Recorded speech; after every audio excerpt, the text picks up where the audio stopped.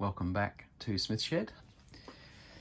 Since we last posted a video, we had some issues with the bike once it was running quite high. Firstly, when applying the throttle would just die. The engine would just die, and then in addition to that, the idling screw on the carburetor not making any difference to the idling being quite high.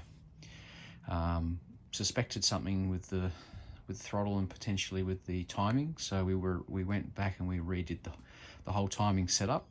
Turned out we were slightly off with the timing, so obviously got into the electronic ignition side here, and removed the stator, and we reset the disc onto the shaft slightly around a bit further, the magnet lining up with our mark, just like a couple of degrees out, but it wasn't spot on, so we changed that.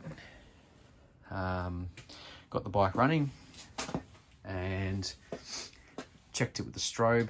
Timing was set up after a couple of adjustments, and looked good, but still idling quite high. Pulled the air filter off. Pulled the air filter off and used a telescopic mirror. You could see that the throttle wasn't all the way down, disengaged. It was actually raised on the slide, which indicated that the cable setting was incorrect. Obviously would have been why the idle screw wasn't making any difference to the idling, because it was revving above where the idling screw could adjust to. We then went to have a look at the throttle cable that we made, and it was just slightly out.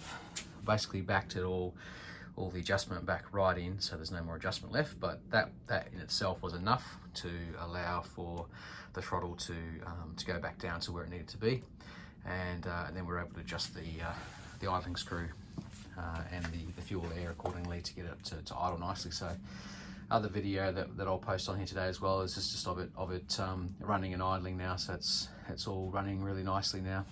Timing's nice too, so really happy about the result there.